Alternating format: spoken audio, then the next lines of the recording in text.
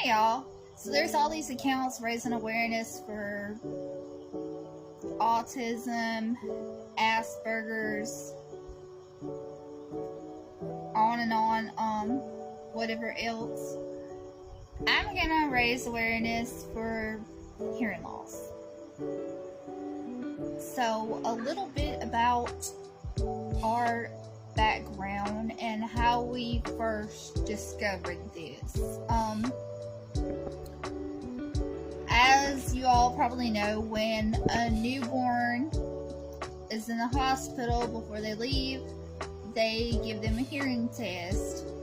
Well, he was in the NICU for 2 weeks, and the day we were leaving, they did the hearing test, and he was being really wiggly. He came out, from the time he come out, he was just a wiggle worm. We had also done newborn pictures that day, and he was just wiggling, and so the first test initially showed that he failed for his left ear. Well, they thought that something was going on with the machine, or that it was just because he was being a little wiggle worm that it didn't detect hearing in his left ear. We were given a paper to follow up with a pediatric ENT. However, we were having some tire trouble the day that we're trying to leave from the NICU. We had a flat tire. My husband had to leave and go get some air in the tire, or change the tire. Anyhow, during this wait time, they decided that they could come back in and retest his hearing. When they came back in, they said that the machine was being slow. Again, I think it looked like he had hearing and loss in his left ear. But they said that the machine was being slow and he was wiggling around, so they thought that was causing it not to detect his hearing. So finally they get the machine. They said that the machine's working now, and they said, oh, we got a reading, his left ear appears to be fine.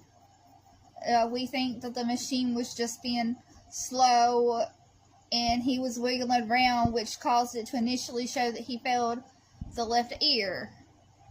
So they give us another paper saying that he passed the hearing test. I don't know. I know that they knew that we had been there 2 weeks and we were just wanting to get out of here, and we were having the trouble with the tires, and we were just trying to get him home.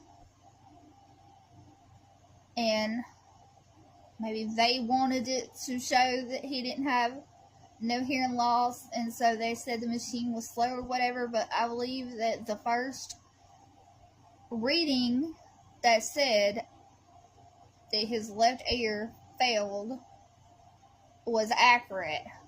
But then they come back in and they told us that the machines were being slow, or it was due to his wiggling, and that he did pass, when now I believe that the first reading was probably accurate. At the time, we were so thrilled, blessed to hear that he had nothing wrong and that we were going home, that we didn't think no more of it. I believe we still had both papers. We had the paper saying that he failed and the paper saying that he passed. So we could have took the original paper with the referral and went ahead to an ENT, but getting home from the hospital and getting into the swing of things, and we really at the time didn't think no more of it. So fast forward him being about 3, we go to his regular doctor's appointment. He's not speaking as well as some 3-year-olds, so we get to speech class, And from there, they recommend we go to an ENT, which is then when we discovered that he did, in fact, have hearing loss. They asked, did he pass the newborn test? And I told them yes, but then I went back and I've tried to explain what happened with the machine, about how they said it was being slow and that he did initially fail it, but then they told us that the machine was being slow or that he was being wiggly. But they didn't change it on the record, so the records still say that he passed the test, even though I've tried to tell them what happened and that maybe the first test was in fact true, that he did fail it as a newborn, but I can't get that changed on the records, which I guess it doesn't really matter now. I don't really think there's anything they could have done as a newborn versus at 3, because really before 5 years old there's not much they really do anyway. Now, I have seen fully deaf babies, they can go ahead and get a cochlear, but partially deaf, I don't think they really do much anyway before like 5 years old. They let them go to school and see how that goes at first. Or at least that's how it works here in Alabama. Well, I guess unless you're born fully deaf. There is a child in this town I know who has a grandmother who's fully deaf. And then her son was born partially deaf, like my son. And then his son was born fully deaf and got the cochlear.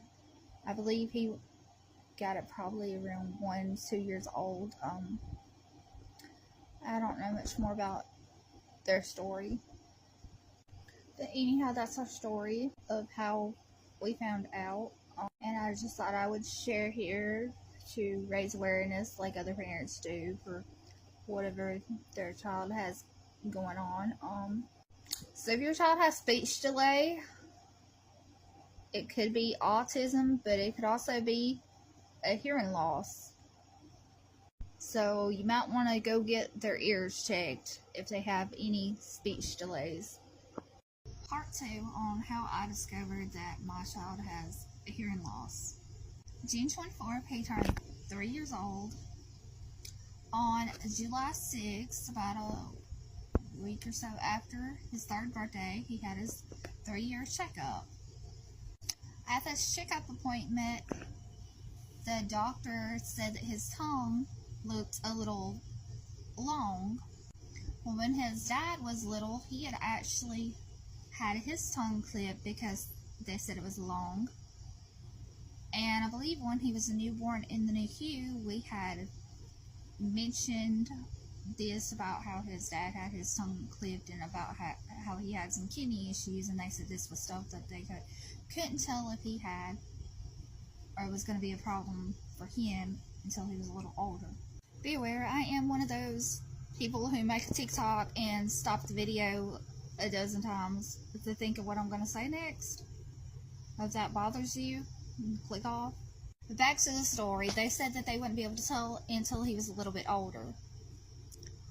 Well, here we are at the 3-year appointment. They noticed that his tongue does look a little long, and so they make us an appointment or suggest that we should go to see a speech therapist.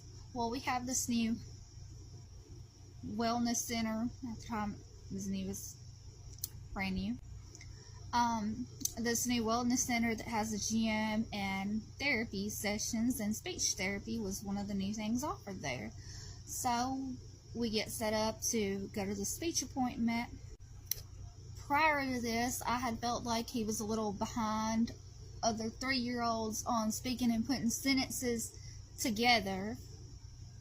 But I kept hearing every time someone would mention speech therapy, I would hear other people say like, oh, that's just not them taking enough, they're just not taking enough time with their child to teach them how to talk. I would hear things like basically speech therapy was for lazy parents because you should know how to help your child talk.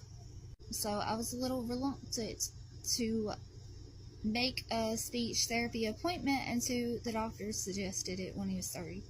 And this new center had just opened in our town. I don't know if we even had a speech therapist in town prior to then. So anyway, we get in with the speech therapist.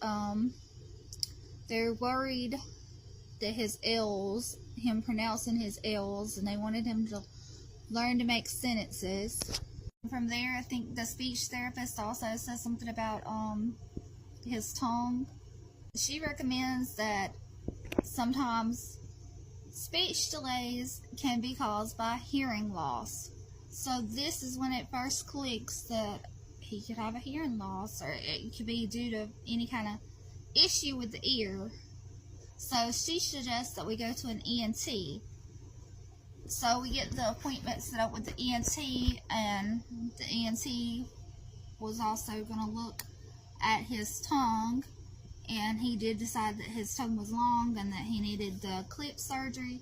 So we had that done, and we got started in speech. They said after the tongue clip, continue with speech to help pronounce words after, because you may talk a little differently and need help again, like restarting. But I think prior to the tongue clipping, he had only been in speech for maybe a month.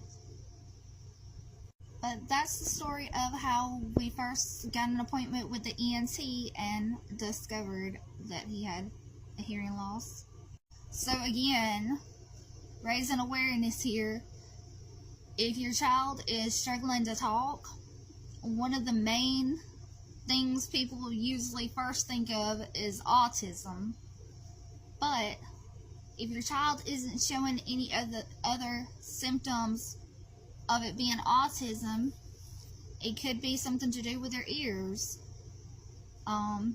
If they're having chronic ear infections, that could affect speech, or maybe they could have a hearing loss like my child. So if your child is struggling to put sentences together by 3 years old, you should probably want to look into making an appointment with the ENT, and if possible a pediatric ENT, because they know better about children. Part 3 on discovering how my child has hearing loss.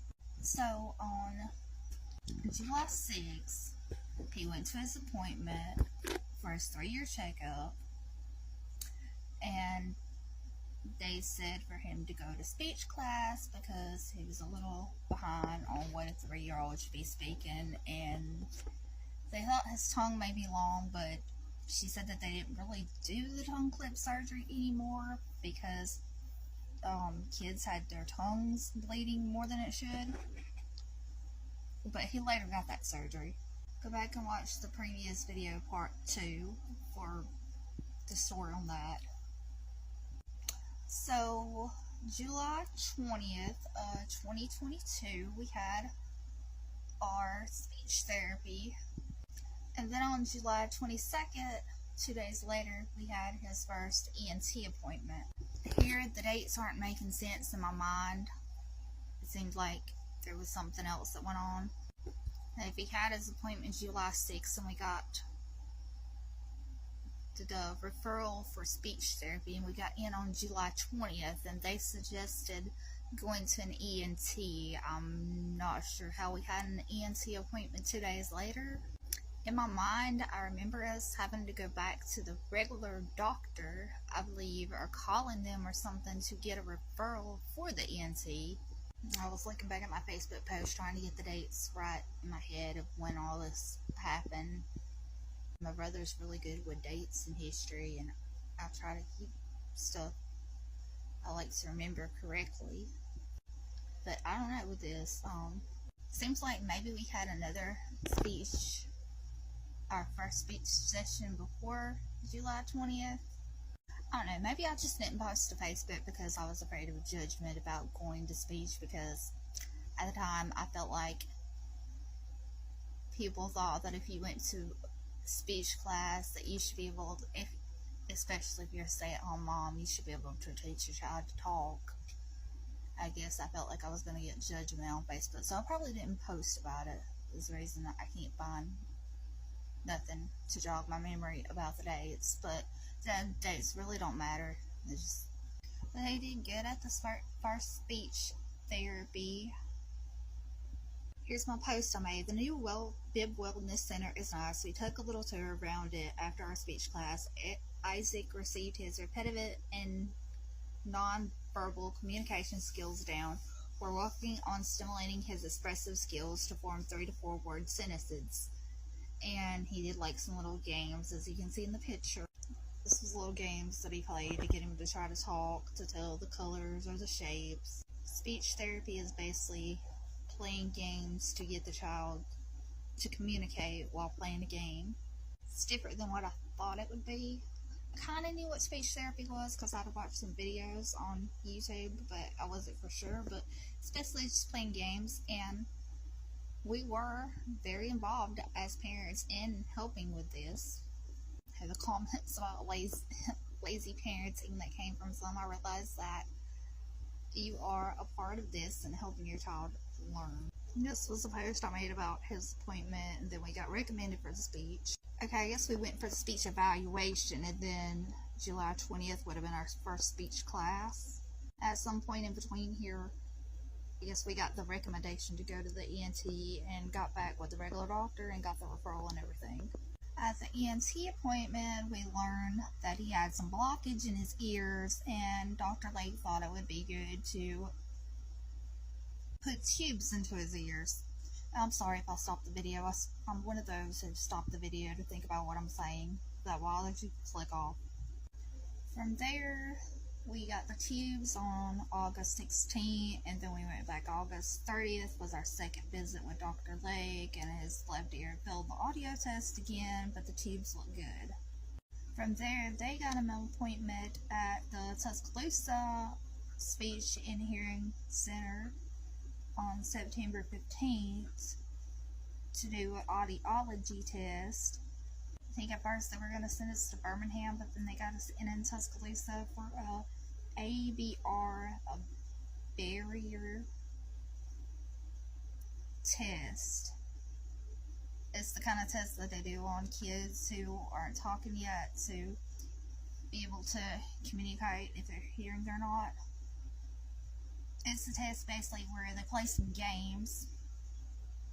They put headphones on them and they have them play some games. If they hear the beep, they have to put like the coin in the pig or something. Some games like that to try to test their hearing. But that test confirmed again that he had hearing loss. From there, we were sent. Well, he had his last speech class at the Wellness Center September 7th because they said that he was learning, he was speaking well, he was making 3 to 4 sentences, and they didn't know what else to do.